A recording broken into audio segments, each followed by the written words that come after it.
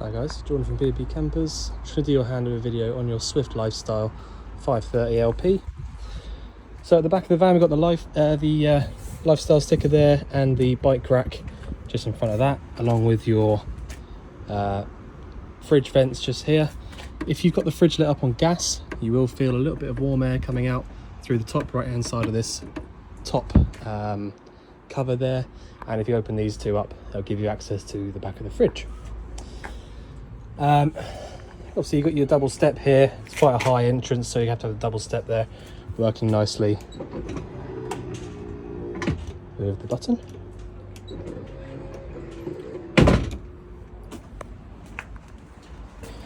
The locker just behind the habitation door is your gas locker. You've got space for two 6 kilo propane bottles in here if you should need two of them. At the moment you've just got one 6 kilo being held down by the strap just there. The hose you've got in here is 2023 dated, so we would have replaced that, and so that means that you've got until, well, you've got 5 years on those, so you've got till 28 to replace that hose. On these bottles, anti-clockwise around to the left turns them on, clockwise around to the right turns them off. You need to make sure that you turn them off before you start driving, but I'm going to leave it on for the time being just so that I can show you a few bits working on the inside. This locker down here is quite important. Once you've got it open, you then have access to your leisure battery.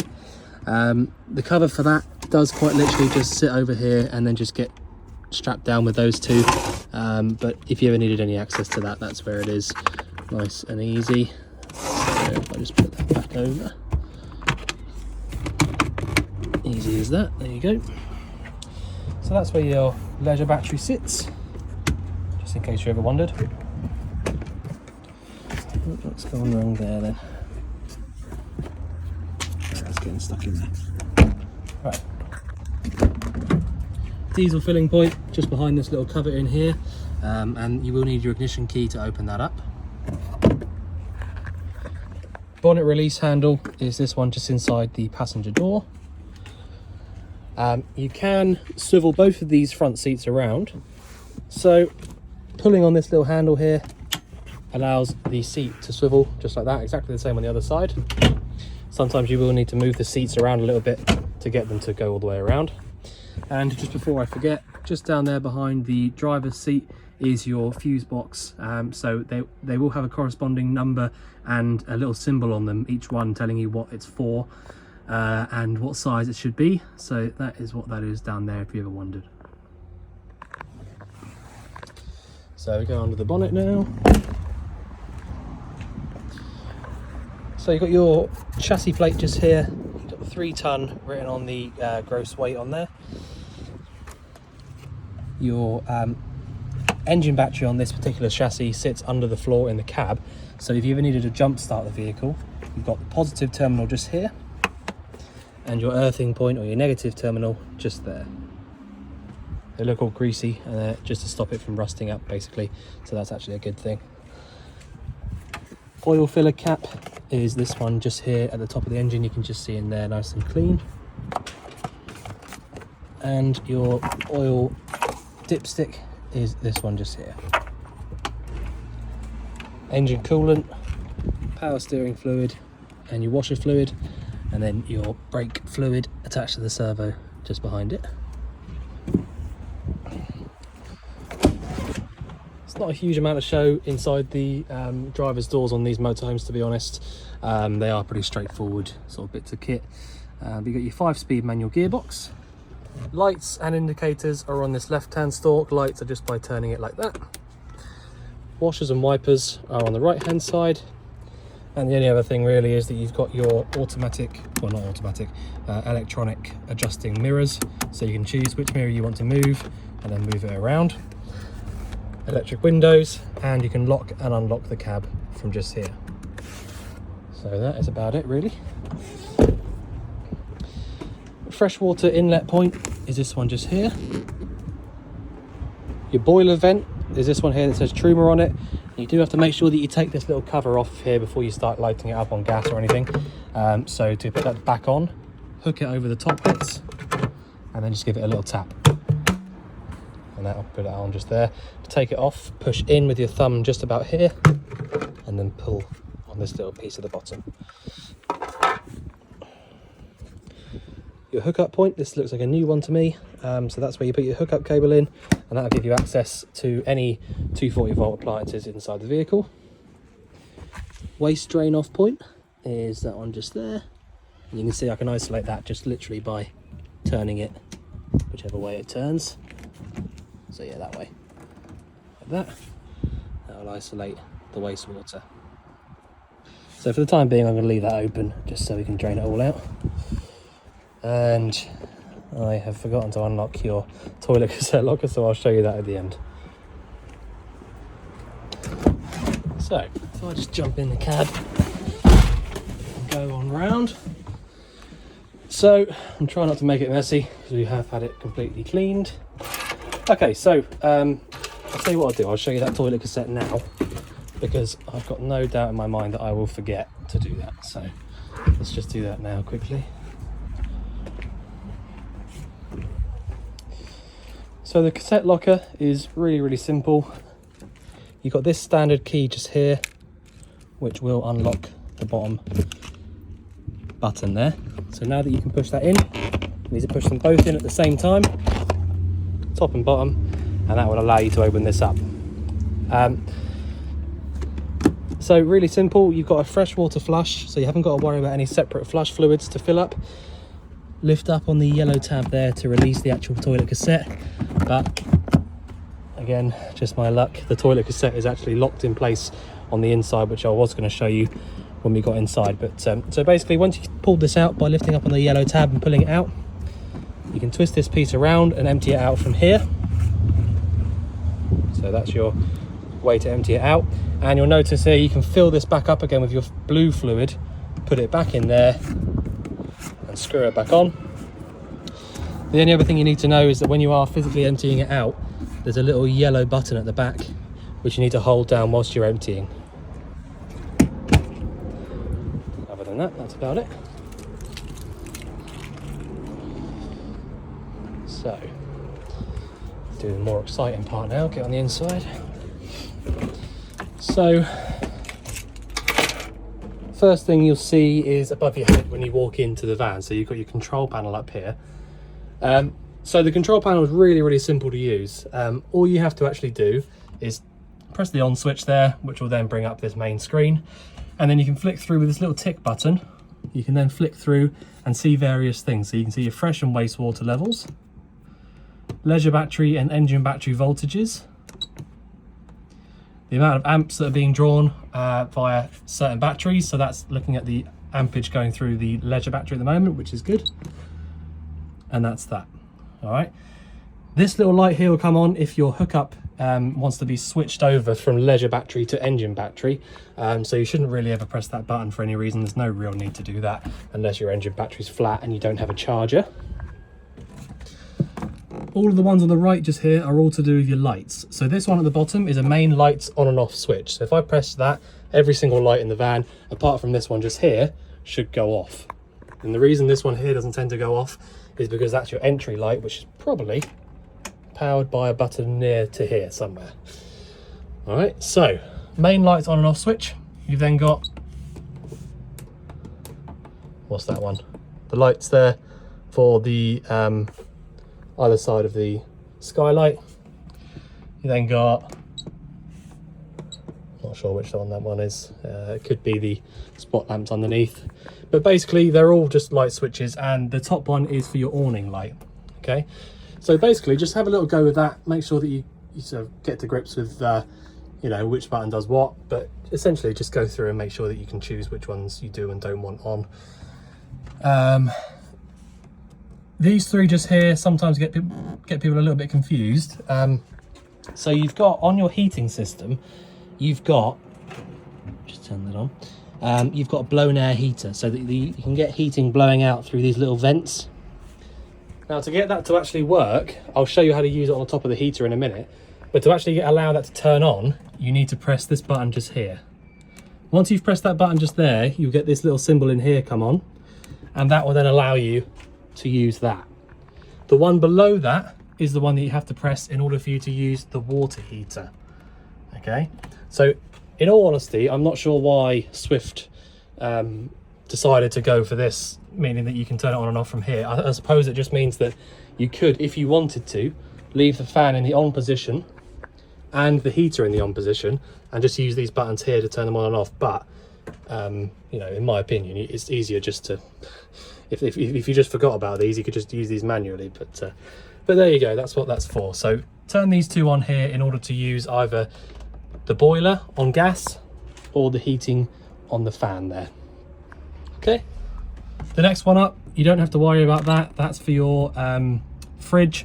So when you use the electric hookup on the fridge, turn that little switch on there. But again, in all honesty, I think that works without it anyway. So again, when I run you through the fridge in a minute, I'll explain that in a bit more detail. So I'm just going to turn this heating off for a minute because it is actually getting pretty hot. So the last button on the control panel is this one here, which is your water pump. So when you press that on, the water pump will come on and then allow you to use the taps or the shower, etc., all that sort of stuff. Because you've got a freshwater flush, you will also need to use that button there in order to use your toilet flush as well. All right, just so that you know that. So as soon as you turn the power on to the control panel there, that will allow any 12-volt appliances inside the vehicle to be powered up. So you'll then get power at the 12-volt socket just here. You won't get any power at these two here because these are two 40-volt household plugs, okay? So in order to use any of these plug sockets just here, you will need the electric hookup plugged in. Same for, what else is on mains in here? If you wanted to use the electric hob ring here, the electric hookup needs to be plugged in. If there was a microwave or something like that in the van, you would need an electric hookup plugged in.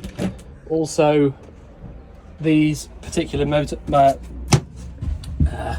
vans have got this, I always pronounce it wrong, so Nord Electronica.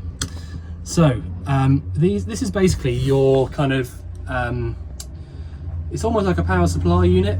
This would normally just be the trip switches, but actually on these ones, you've got the trip switches here on the very front, obviously, but you've also got these 3 switches down below as well. So you can see there, I know you can see what they say, but battery charger, you can leave this one on all the time, because as soon as you plug the electric hookup into the vehicle, you want the battery charger to be on, so you can just leave that on. If you had the electric hookup plugged in and you wanted to heat the water up inside the boiler via the electric hookup, you would press that one on there. And if you wanted to use the heating on electric, which I'll show you how to do in just a minute, you need to have this switch on just here. Okay, so the most important one out of those 3 to make sure that you've got off if you don't want it on is this middle one here, the water heater switch. Okay, so the reason for that is, when I turn, if I had the electric hookup plugged in right now and I press this button, the moment I press that button on, the boiler is starting to warm up the water inside of it. Okay, if the boiler isn't full of water, or you actually don't want it to be on, it's going to be doing it anyway. Okay, and like I said, if you've got no water in the boiler, essentially you're going to overheat it if you try and heat it up. Okay, so you need to make sure that you leave this off if you don't actually want to be using it. The space heater one there isn't a huge issue if you leave that on, because the space heater switch just there, all that actually does when you turn that on with the hookup plugged in, all that switch does is allow you to use this dial here. Okay, so until I come up here and select 500, 1000 or 2000, which is the amount of watts that the heater uses, until I use that dial just there, the heater isn't actually doing anything on the mains anyway.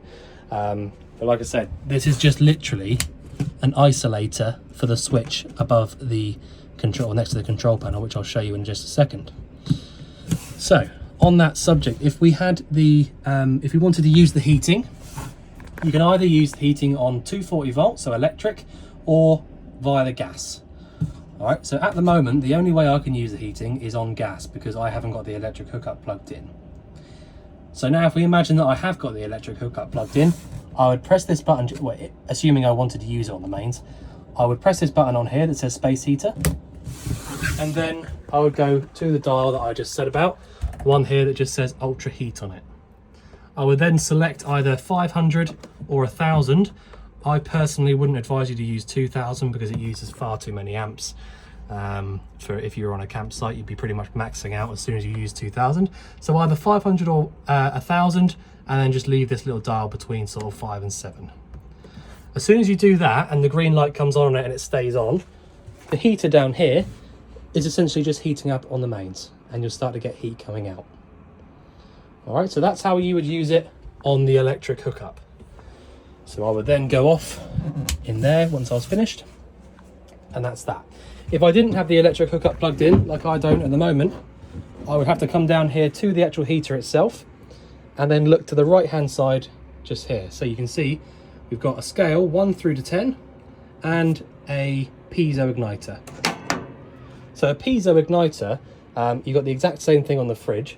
So all it is essentially just a little spark cable. So when you push this button down, what that noise is essentially the little piezo. It's like a little piece like this, and it just creates a spark and sends it down into the chamber. So to get it to actually light up, all we need to do, turn this little dial here around to a sort of 2 or 3, and then it's a bit easier with 2 hands, but push down on this whilst pressing down on this a few times. When you're doing that, have a little look down this little hole here, and you should see the pilot flame lights up. So if I do that now, there you go, that's already lit up. So now I'm just holding this down whilst I've just got it lit.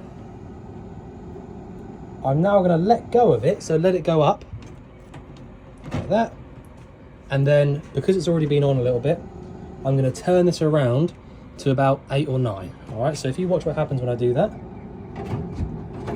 main flame has kicked in,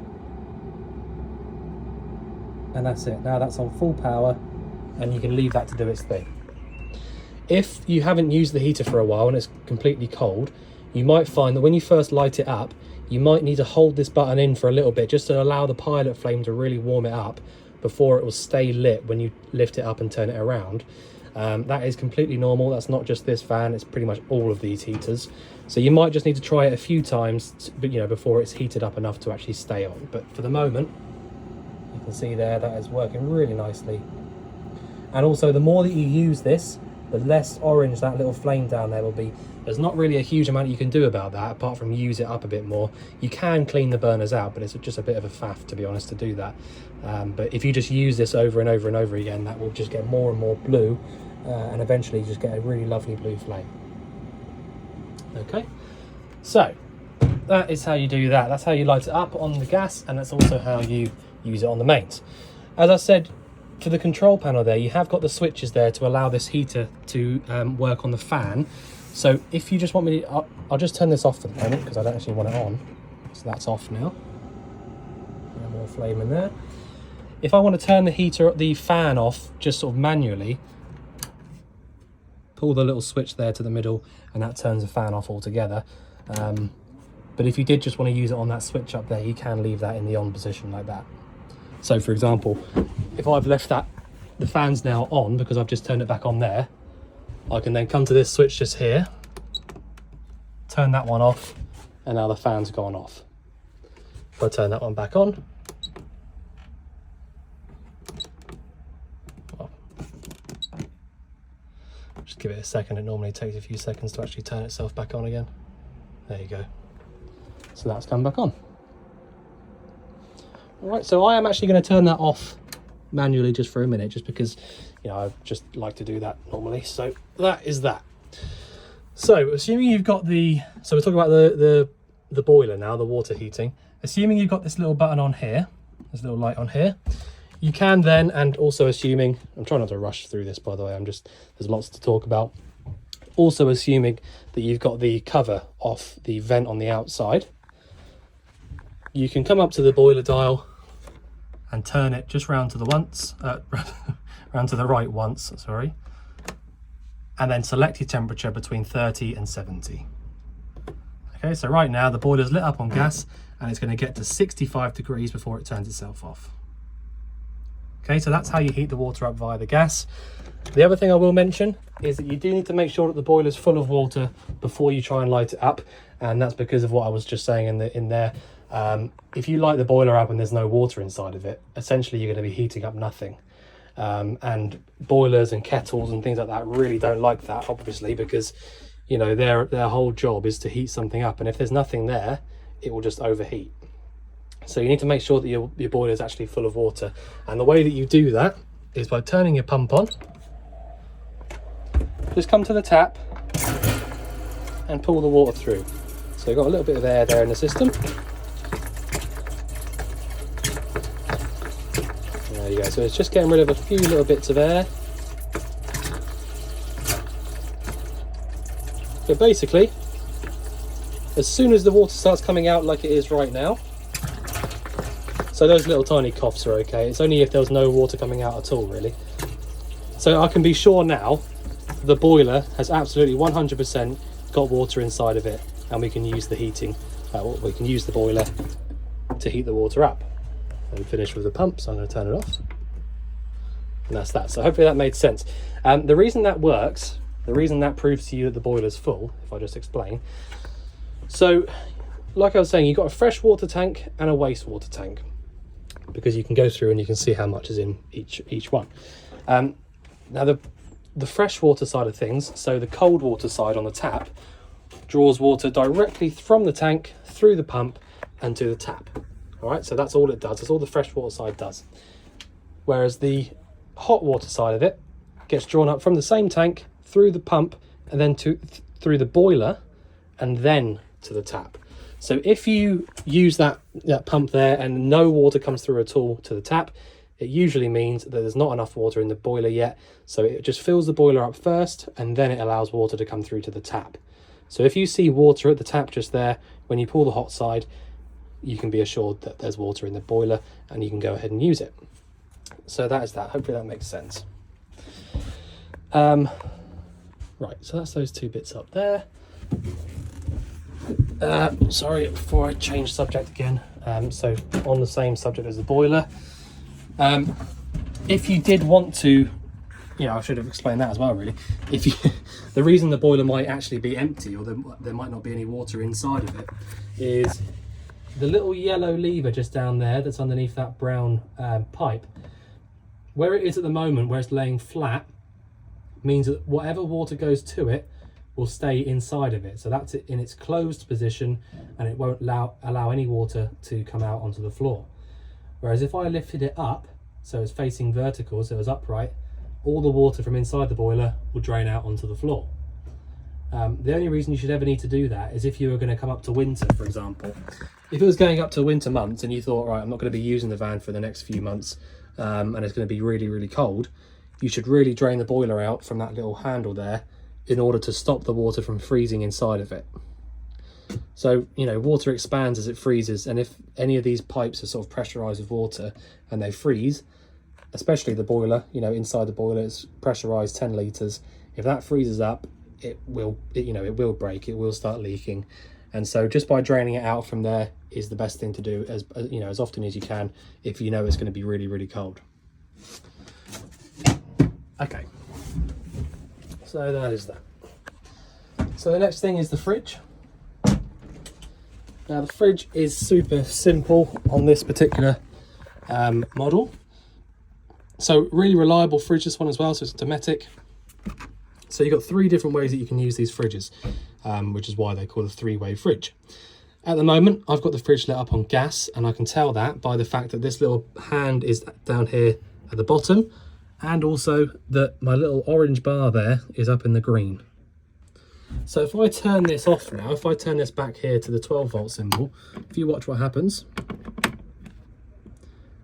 the orange handle goes all the way back down into the white, and that just shows you that the flame has gone out.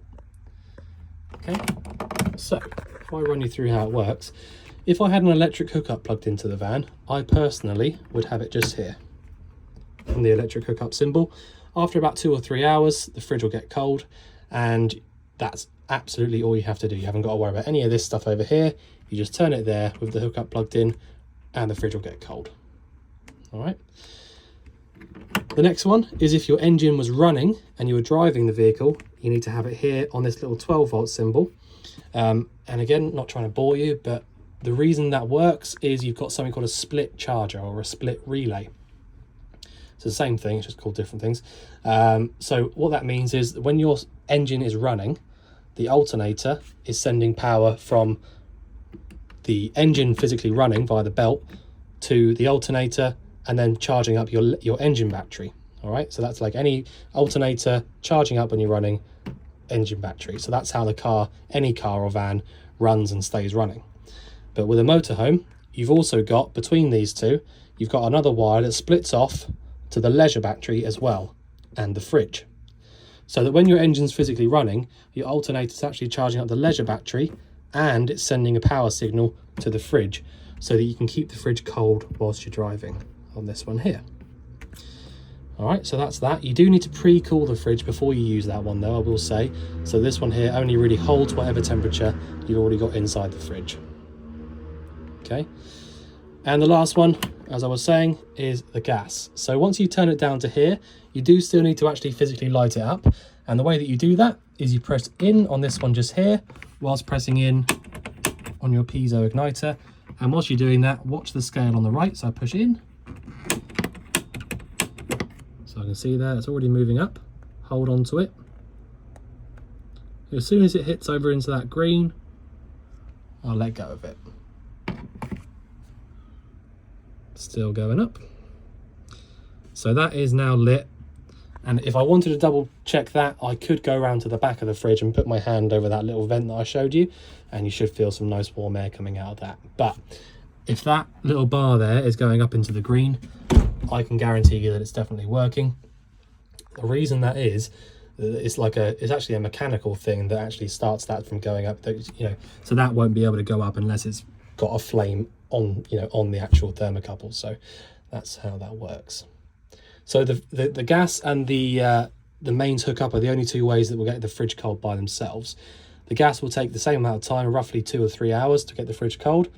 And so, for example, if you were going to take this van away tomorrow morning, I might advise you, the night before you go away, put the hookup into the van if you can do at home, and then select hookup just here, leave it on overnight with all of your stuff inside of it, and then by the morning all you have to do is switch over to the 12 volt there, start the engine and go. Or if you don't have access to a hookup at home, use the gas, leave it on overnight with all of your stuff on it, inside of it, sorry, and then again all you have to do is switch over to 12 volt, start the engine up and go. And that is it. Okay, so that is the fridge.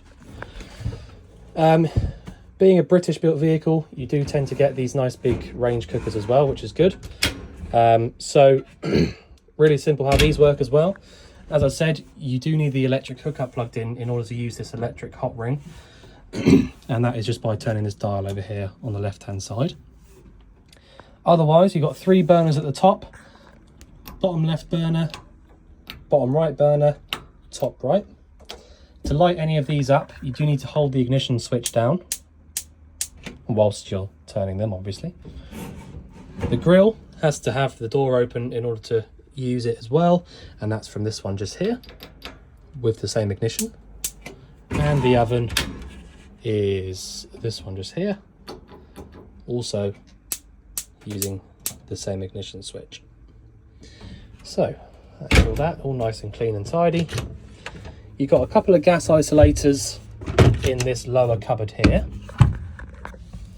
You can see there's actually a couple, so this little code here tells you what colour does what appliance. So under here we've got green at the top, blue at the bottom. So we've got green for the hob in the oven and blue for the fridge. So if I isolated those just by doing this here, it would isolate the gas going to those 2 appliances. And the rest of them are in here, I believe. Just there. So that's your gas isolators. You don't need to use those every time you get out of the vehicle, by the way, which I have seen in the past. The only reason you ever need to touch those isolators is if you think there's a specific appliance leaking gas, which, as it stands right now, we've just done a full habitation check. There's nothing wrong with the van at all. And so, it's only for in the future. If you think there's something wrong with an appliance, you can isolate it from there and carry on enjoying the, if you're on holiday, for example, it means you haven't got to just turn all of your gas off. You can isolate the appliances individually Yeah, like I said, turning off the bottle in the cupboard there is isolating the whole system anyway. So, but yeah, there you go. So these shower systems in these particular vehicles, it's the same on a lot of them, Bessacarrs, all that sort of stuff as well. So you basically pull this bit across here, and then you can use this inside piece. So there's a little catch at the bottom and the top. Let me just do that. Stop being lazy and try to do it with my foot. Okay, so you can basically pull that across, and they should meet up in the middle just about, with the door across. There you go. So when the door's completely shut, it works a lot better. But there you go, you can see how that makes up into the shower cubicle. You pull that little, if I just show you how it works. Put this across, and that across. The tap comes out and hooks up over there. Push it back in whenever you're finished with it, and then you push this back over like that, and then you can use it as you sink. The other thing I need to show you is the toilet. So like I was saying outside, the reason I couldn't pull the cassette out is because that flap is open. So to close that flap over, pull it back, and now the cassette will be able to be pulled out from outside. As I was saying as well, you do need to have the pump switched on in order to use the flush, which is just by that little blue button just there. So basically, open there to allow whatever's in the bowl there to go into the cassette, and close it back over whenever you're finished. So that is it. The bathrooms are normally pretty straightforward, to be honest. Just seeing if there's anything else I've missed out. So I've done the heating. I feel like this video has been a little bit sort of here and there, you know, back and forwards if you like, but hopefully it all made sense. You can see everything's working really nicely in the van. So if I turn this button off here, the entire control panel turns itself off, and as I said, this light will stay on to allow you to get into the van without, you know, so it means you can see when you get in rather than having to turn the control panel on first. It might not, but they do tend to go off when you've locked it. So that may be the case with this vehicle as well, but I'm not 100% sure. I'm pretty sure it will after a little while, but anyway. Okay, so that is that. So I think I've pretty much shown everything I can. If there's anything you think I've missed out or anything you'd like going through again, just let us know. But otherwise, we look forward to seeing you soon to collect your van. Thanks very much.